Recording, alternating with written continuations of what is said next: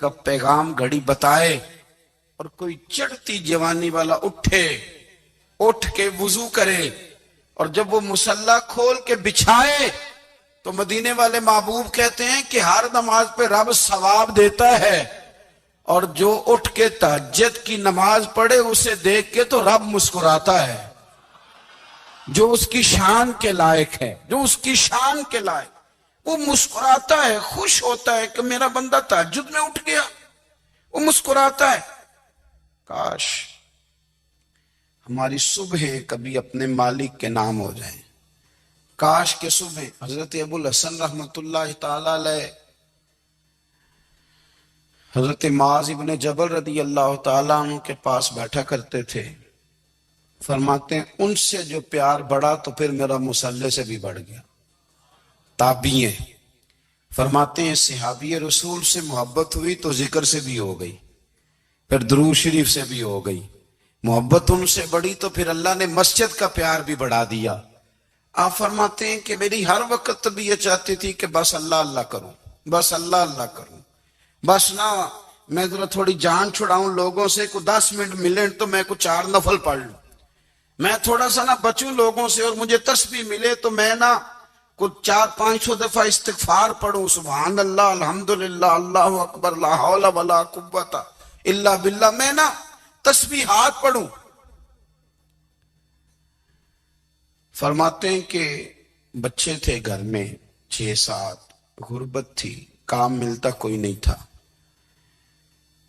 اور میں کام چور نہیں تھا، کام ڈھونڈتا تھا، پر اللہ کی قدرت کے کام نہیں ملتا تھا۔ فرماتے ہیں کہ میں نے ایک دن اپنی اہلیہ سے کہا کہ آج میں پھر جاتا ہوں کام ڈھونڈنے، تو میری بیوی بڑی فرما بردار تھی، پر اس دن نہ غربت کے ہاتھوں تنگ آ کے کہنے لگی آج نانا کوئی تو چیز لے کے آیا، تو مجھ سے بچوں کی بھوک نہیں دیکھی جاتی، یہ سب روگاں دا روگ محمد جس دا نام غریبی، کنڈ بلا کے لنگ جاندے نہیں دوست یار قریبی، آج نہ کچھ لے کے آیا تو میں بچے لے کے چلی جاؤں گی۔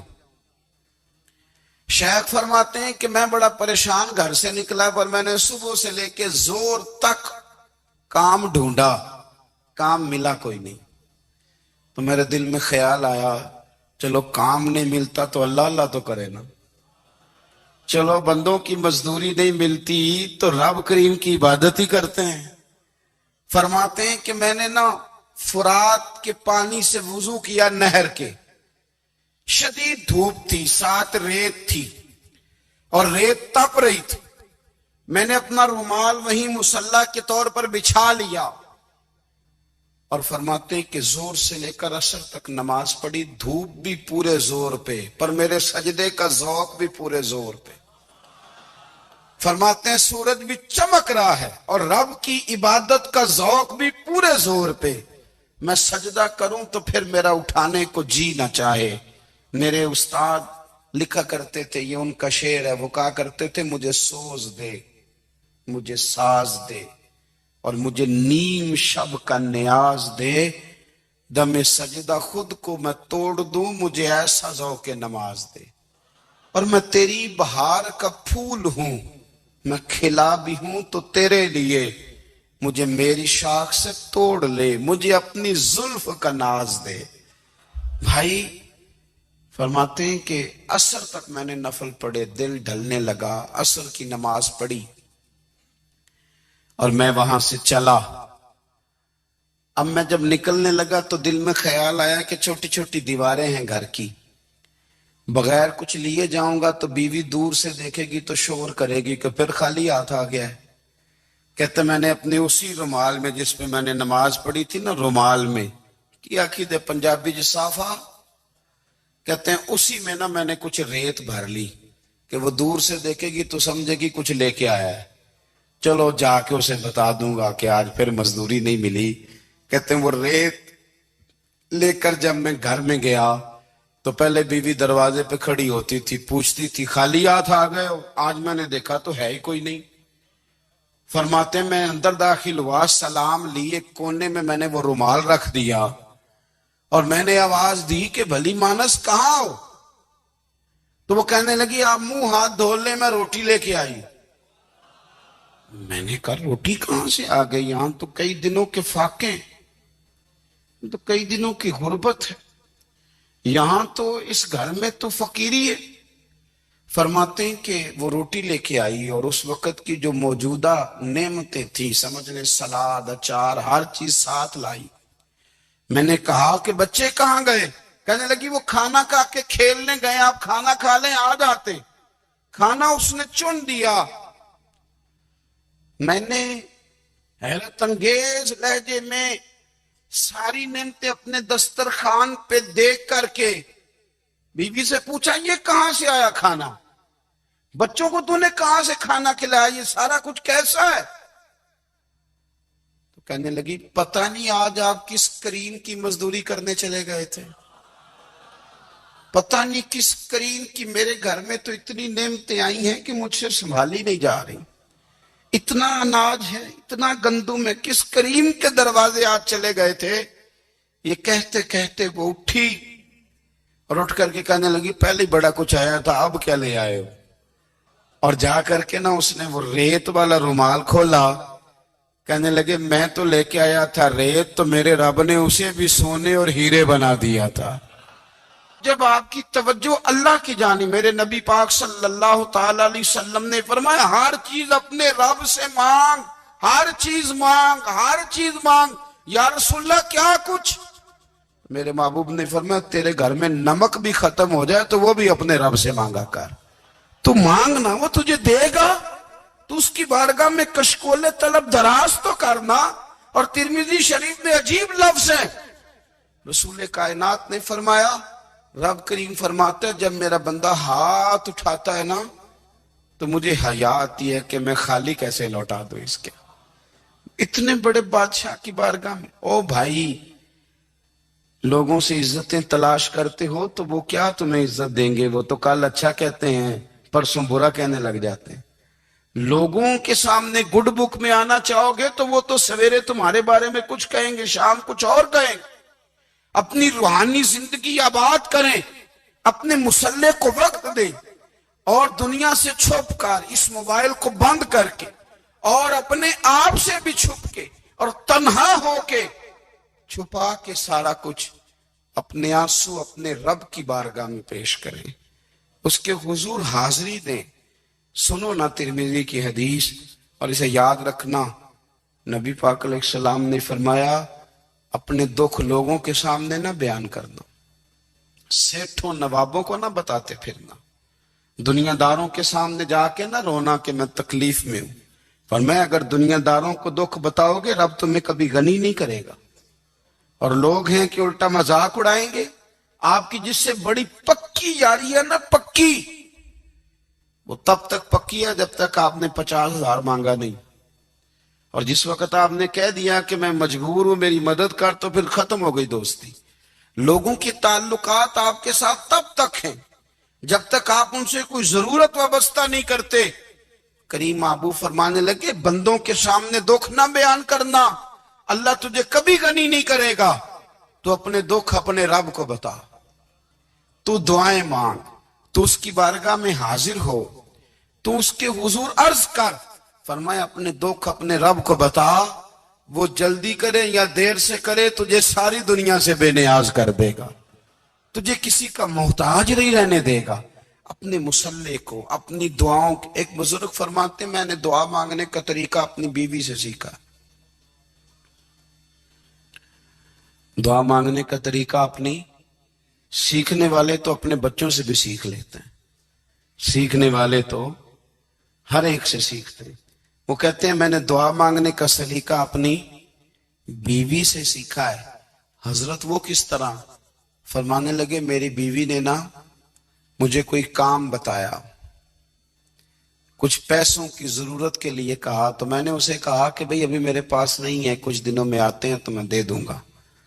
عورتوں کی عادت ہوتی ہے وہ بار بار یاد کراتی ہیں، 2-4 دنوں کے بعد پھر اس نے کہا حضرت وہ میں نے کہا تھا کچھ پیسے، میں نے اسے کہا کہ ابھی میرے پاس نہیں ہے، کچھ دنوں میں ملتے ہیں تو میں تمہیں دے دوں گا۔ اس نے کچھ دنوں کے بعد پھر کہا حضور وہ میں نے کچھ پیسے کہے تھے۔ فرماتے میں نے ڈانٹ دیا، میں نے کہا کہ کیا تو روز مجھے شرمندہ کرتی ہے، کہا نا میرے پاس نہیں ہے۔ ہوں گے تو دے دوں گا، تو روز یاد کراتی ہے۔ فرماتے ہیں اس نے پہلے تو میری ڈانٹ کو سہا،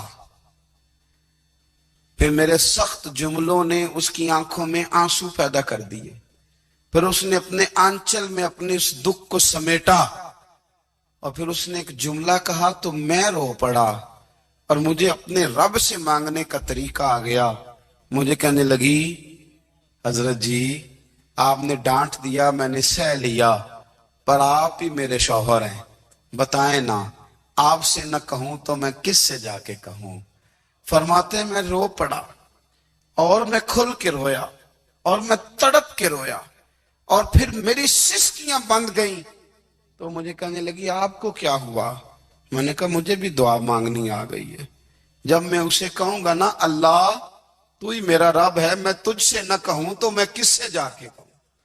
میں کیوں کسی بندے سے سوال کروں؟ میں کیوں کسی دنیا دار سے کہوں؟ میں تیرے بندوں کا، نیک بندوں کا وسیلہ لے کے، تیرے محبوب کی غلامی لے کے تیری بارگاہ میں آیا، تجھ سے نہ مانگوں تو کس سے مانگوں؟ سمجھ آ گئی ہے جب میں اس رنگ میں مانگوں گا تو پھر رب میرے اوپر بڑا ہی فضل فرمائے گا، وہ میرے اوپر بڑی رحمت کرے گا، وہ میرے لیے آسانیاں کرے۔ عزیز دوستو، ہم اس طرح کرنے لگ گئے ہیں کہ ہم نے نا اپنے تعلقات پر اعتماد کرنا شروع کر دیا ہے۔ میرے تعلقات بہت ہیں، ہم نے اپنی دولت پر اعتماد کرنا شروع کر دیا ہے، میرے پاس دولت بہت ہے۔ ہم نے اپنے علم پر، اپنی شہرت پر اعتماد کرنا شروع کر دیا ہے کہ میرے پاس فلاں چیز بہت ہے۔ یاد رکھنا جب بے نیاز اپنی صفت بے نیازی دکھاتا ہے تو بڑی بڑی دولتوں والے مجبور نظر آتے ہیں۔ بھائیوں، جب انسان کا رشتہ اپنے مالک کے ساتھ ہوتا ہے پھر تو غم بھی کچھ نہیں کہتے، پریشانیاں بھی کچھ نہیں کہتی، پھر تو زندگی صبر والی، پھر تو زندگی توکل والی، پھر تو زندگی بھروسے والی، پھر انسان اپنے آپ کو رسوا نہیں کرتا، دنیا داروں سے امیدیں اس کی ختم ہو جاتی، امیدیں اللہ رسول سے لگا لیتا ہے، مضبوط ہو جاتا ہے، مضبوط، طاقتور ہو جاتا ہے، خوددار ہو جاتا ہے، باوقار باعزت ہو جاتا ہے۔ حضرت بہلول دانا رحمت اللہ علیہ بیٹھے تھے تو ہارون رشید حج کر کے آ رہا تھا، تو رستے میں حضرت شیخ سے ملاقات ہو گئی، تو السلام علیکم کے بعد کہنے لگا حضور کوئی حکم ہو تو بتائیے گا۔ تو حضرت بہلول دانا فرمانے لگے تیرا رب کون ہے؟ اس نے کہا اللہ۔ تو فرمایا میرا کون ہے؟ کہا اللہ۔ فرمانے لگے تو بڑا ہی بیوقوف ہے، کیا تو یہ سمجھتا ہے کہ رب ہارون رشید کو تو دے گا اور بہلول دانا کو بھول جائے گا؟ تیرا بھی وہی رب ہے، میرا بھی وہی رب ہے۔ اس نے اگر تجھے دے کے آزمایا ہے تو ہو سکتا ہے مجھے نہ دے کے آزما رہا ہو، جب اس کی حکمت کے تقاضے ہوں گے تو عطا کرے گا اور دے گا، تو جا اپنا کام کر۔ بھائی اپنی روحانی زندگی، اپنی عبادات، اپنے وظائف، اپنے روزمرہ کے معاملات، اپنی دعائیں، اپنا استغفار، دیکھو کوئی مشکل کام تو نہیں، 2 رکوع ہیں سورہ واقعہ کے، اگر رات کو پڑھ لی جائے تو۔ میں کس طرح یہ بات بیان کروں کہ تعویذ بانٹنا آسان ہے اور وظیفہ بتانا مشکل ہے؟ سارا دن تعویذ بانٹیں تو لوگ لینے کو تیار ہیں، اور اگر آپ وظیفہ بتائیں تو کہتے ہیں تو مشکل کام ہے۔ او خدا کے بندے، اگر آپ کا تعلق قرآن پاک کے ساتھ مضبوط ہو، قرآن پاک کے ساتھ اگر آپ کا رشتہ ہو، لوگ سفارشیں ڈھونڈتے ہیں نا دنیا میں، کوئی تعلق مل جائے تو میرا کام ہو جائے، دنیا میں اتنا مشکل معاملہ ہے، آخرت میں مجھے بتائیے گا کتنا مشکل معاملہ ہوگا۔ میرے نبی پاک صلی اللہ تعالی علیہ وسلم نے فرمایا جو لوگ سورہ ملک پڑھا کرتے تھے نا، سورہ ملک، یہ سورت ملک قیامت میں ان کی سفارش کرے گی، اور اس طرح کرے گی کہ کہے گی اے اللہ یہاں اس بندے کو جنت میں داخل کر دے یا مجھے قرآن پاک سے علیحدہ کر دے، تو رب فرمائے گا جا اس کا دامن تھام کے اسے جنت تک پہنچایا۔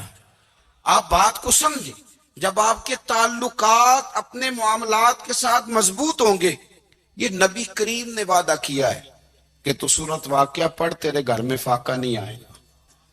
حضرت عبداللہ ابن مسعود رضی اللہ تعالیٰ عنہ بیمار تھے تو حضرت عثمان غنی رضی اللہ تعالیٰ عنہ تیمارداری کے لیے تشریف لے گئے، اور جا کر کے کہا کہ آپ بڑے بیمار ہیں، آپ کی بیٹیاں زیادہ ہیں، میں چاہتا ہوں کہ خزانے میں سے کچھ مدد کروں۔ تو سیدنا عبداللہ ابن مسعود رضی اللہ تعالیٰ عنہ اٹھ کے بیٹھ گئے اور کہنے لگے امیر المومنین، اللہ آپ کو میری طرف سے، میری بیٹیوں کی طرف سے بہتر صلہ دے، میری بیٹیوں کو کسی خزانے کی ضرورت نہیں، میں نے انہیں خزانہ دے دیا ہے۔ کہا جناب آپ نے کون سا خزانہ دیا ہے، میں آپ کے مالی معاملات کو جانتا ہوں۔ تو فرمانے لگی امیر المومنین، میرے نبی کریم نے فرمایا ہے جو سورت واقعہ پڑھے اسے کبھی فاقہ نہیں آتا، میں نے بیٹیوں کو یاد کرا دی ہے، یہ خزانہ میں نے انہیں دے دیا ہے۔ وہ سارے والدین سنیں جو بیٹیوں کے لیے پریشان رہتے ہیں۔ حضرت عبداللہ ابن مسعود نصیحت کر رہے ہیں، فرمانے لگے میں نے سورت واقعہ یاد بھی کرا دی ہے، پڑھنے کی عادت بھی ڈال دی ہے۔ حضور نے فرمایا ہے جو سورت واقعہ پڑھے اسے فاقہ نہیں آتا۔ کہنے لگے چاند تو اپنی جگہ چھوڑ سکتا ہے، سورج گر سکتا ہے، تارے ٹوٹ سکتے ہیں، پر مدینے والے رسول کی بات غلط نہیں ہو سکتی۔ حضور نے فرمایا فاقہ نہیں آئے گا تو انشاءاللہ کبھی بھی نہیں آئے گا۔ کرنے کا کام یہ ہے کہ ہم اپنے معاملات، اپنی عبادات، اپنی دعائیں کبھی 10 منٹ عادت ہو جائے نا دعا مانگنے کی علیحدہ سے رات کو۔ حضور نے فرمایا جو فرض نماز کے بعد دعا مانگے اللہ اس کی قبول کر لیتا ہے۔ نبی پاک صلی اللہ تعالی علیہ وسلم نے فرمایا اللہ مسافر کی دعا قبول فرماتا ہے۔ حضور نے فرمایا اللہ مظلوم کی دعا قبول فرماتا ہے۔ حضور نے فرمایا بیمار سے دعا کراؤ اللہ اس کی دعا قبول فرماتا ہے۔ میرے نبی پاک نے فرمایا ماں باپ جب بھی اولاد کے لیے ہاتھ اٹھائیں، ویسے تے بلے شاہ تو آسمانی اڑ دیا ہی پھڑ دیں، جڑا گھر بیٹھا انہوں بڑھیا ہی نہیں۔ حضور فرمانے لگے ماں باپ جب بھی اولاد کے لیے دعا فرمائیں اللہ ان کی دعا کو قبول کرتا ہے۔ آپ اپنا تعلق بنائیں، دعا کے ساتھ، عبادت کے ساتھ، مصلی کے ساتھ رشتہ بنائیں، استغفار پڑھیں۔ صلاح الدین ایوبی صلیبی جنگوں میں تھے، رات کو مسجد اقصی میں نماز پڑھی تو پریشان تھے۔ ایک بزرگ سے ملاقات ہوئی تو وہ کہنے لگے کہ آپ بڑے پریشان ہیں۔ کہنے لگے حضور پریشان اس لیے ہوں کہ پہلے ہی مسلمان کمزور ہے، اب میں نے سنا ہے دشمن کا ایک بحری بیڑا وہ جنگی سامان سے بھرا ہوا آ رہا ہے، تو اب ان کے پاس اور تلواریں اور نیزے آ جائیں گے، مسلمانوں کے پاس پہلے ہی وسائل کی کمی ہے، پریشان ہوں کس طرح کر کے مقابلہ کریں گے۔ یہ بات کہتے ہی صلاح الدین ایوبی نے بزرگوں سے کہا حضور آپ بھی دعا کرنا، دعا کی بڑی طاقت ہے۔ میرے نبی پاک نے فرمایا دعا مومن کا ہتھیار ہے، دعا مومن کا۔ حضور نے فرمایا تقدیر کو سوائے دعا کے کوئی چیز نہیں بدل سکتی، دعا مومن کا ہتھیار ہے، یہ کافر کے پاس کوئی نہیں، یہ ہتھیار ہے مومن کا۔ اللہ کرے آپ کو سمجھ آئے، پھر سنیں کئی بار کہہ چکا ہوں یہ ہتھیار ہے۔ کافر کے مقابلے میں جو تیرے پاس سب سے بڑا ہتھیار ہے وہ دعا ہے۔ دعائیں کرانی چھوڑ دی، کرنی چھوڑ دی، لینی چھوڑ دی۔ حضرت سیدنا انس بن مالک رضی اللہ تعالیٰ عنہ فرمایا کرتے تھے میں نے وہ رنگ دیکھا ہے جب حضور دعا مانگتے تھے اور حضور کی مقدس آنکھوں میں آنسو بھی ساتھ ہی بہا کرتے تھے، میں نے وہ انداز دیکھا ہے۔ تو صلاح الدین ایوبی بزرگ سے کہنے لگے آپ بھی دعا کیجیے، اور خود رونے لگے اور سر سجدے میں رکھ کے رونے لگے، اور عشاء سے لے کر فجر تک روئے، خوب روئے۔ صبح وہ بزرگ آئے تو صلاح الدین ایوبی کا خوبصورت اور ہنستا ہوا چہرہ دیکھا، کہنے لگے آپ بڑے خوش ہیں، رات تو میں نے بڑے روتے ہوئے دیکھا تھا۔ تو کہنے لگے حضور وہ جو بحری بیڑا آ رہا تھا نا وہ پانی میں ڈوب گیا ہے، اب وہ نہیں آ رہا، ابھی خبر آئی ہے تو میں بڑا خوش ہوں۔ بزرگ کہنے لگے اٹھ سینے سے لگ، اور سن ایک بات، وہ بحری بیڑا پانی میں نہیں ڈوبا، وہ تیرے آنسوؤں میں ڈوب گیا ہے۔ وہ جو تو رات رویا ہے نا رب کریم کی بارگاہ میں تو وہ ڈوب گیا ہے۔ بھائی اپنا مسلح کا، عبادت کا، وظائف کا، اللہ اللہ کا سلسلہ اس کو مضبوط کرے، اپنی دعاؤں کے تعلق کو مضبوط کریں۔ دعائیں بڑے انقلاب برپا کر دیتی ہیں۔ ہم تھوڑے تھوڑے نا جب سے خشک ہوئے ہیں نا، خشک، اور میری تو جماعت ہی صوفیاء کی جماعت تھی، ہم تو داتا علی اجمیری کی جماعت سے، ہم تو خواجہ اجمیری کی جماعت سے، ہم تو شیخ احمد فاروق سرہندی کی جماعت سے، ہم تو صوفیاء کی جماعت۔ ہماری جماعت نے بھی وہ تعلق جو ہمارے بزرگوں نے بنایا تھا۔ بزرگ اللہ کے قریب کیسے جاتا ہے؟ تو ہمارے یہاں نا بہت سارے لوگ کہتے ہیں جی نظر ہو گئی تو کام ہو گیا۔ بھئی جو بخاری مسلم میں طریقہ ہے نا اللہ کا قرب پانے کا، وہ تو نفل ہے۔ نبی کریم علیہ السلام نے فرمایا بندہ نفلوں کے ذریعے رب کے قریب جاتا ہے، اور اتنا قریب جاتا ہے کہ پھر اللہ اس کی زبان بن جاتا ہے، اللہ اس کی آنکھیں بن جاتا ہے، کان بن جاتا ہے، ہاتھ اور پیر بن جاتا ہے۔ تو یہ تو عبادت ہے، یہ تو اللہ کی بارگاہ کی حاضری ہے جو آپ کو اللہ کے قریب کرے گی۔ تو اپنے نماز کو اہمیت دے کے ادا کریں، نمازیں موبائل بند کر کے ادا کریں۔ لیکن نا کچھ لوگ کہتے ہیں مجھے ٹائم نہیں ملتا نماز کا، تو میں کہتا ہوں یہ آپ نے بڑی جرت کی بات کی ہے۔ مجھے کو میرا پیر بھائی کہہ دینا میرے پاس ٹائم نہیں آپ کو ملنے کا، تو میں کہتا ہوں آج کے بعد آنا ہی نہ۔ میں تو کیا سمجھتا ہے تو بہت بڑا آدمی ہے، تیرے پاس ٹائم نہیں ہے اور ہمیں ملنے کا ٹائم، موج کا۔ تو آپ نے اللہ رسول کو کہہ دیا ٹائم نہیں۔ اور عجیب فلسفہ ہے نا، کہا جائے نماز پڑھنے آؤ تو کہتے ہیں کپڑے ٹھیک نہیں، اور کہا جائے کہ آؤ ذرا دعوت پہ چلے تو کہتے ہیں 1 منٹ ٹھہر میں کپڑے بدل کے آیا۔ نماز کے لیے کہا تو کہتا ٹھیک نہیں، دعوت کے لیے کہا تو کہتا میں ذرا تیاری کر لوں، یوں جانا مناسب نہیں۔ یہ معاملہ ٹھیک نہیں۔ رب تو فرماتا ہے کہ جب تو مسجد میں آ تو زینت اختیار کر کے آ، خوب ذوق سے دعا مانگے، خوب شوق سے نماز پڑھیں، خوب استغفار کا مزاج بنائیں۔ آپ لوگوں کے بیچ رہ کے سکھ حاصل کرنا چاہتے ہیں، لیکن آپ کو پتہ ہے کئی مہینے غارِ حرا میں رہنا بھی مدینے والے محبوب کا طریقہ ہے۔ ہر سال اعتکاف بیٹھنا الگ سے، یہ بھی حضور کا طریقہ ہے۔ مسجد نبی کے اندر دروازہ کھلتا تھا نبی کریم کا، پر گھر کے اندر نفل پڑے نبی پاک، اور حضور فرماتے ہیں کچھ نفل نماز گھر میں بھی پڑھا کرو، گھر کو قبرستان نہ بناؤ۔ ہمارا گھر اللہ کے ذکر سے آباد ہوگا اگر ہم نماز پڑھیں گے نا۔ میں جب سنت پڑھنے کے لیے گھر میں کھڑا ہوتا ہوں تو میرا جو 2.5-3 سال کا بیٹا ہے نا،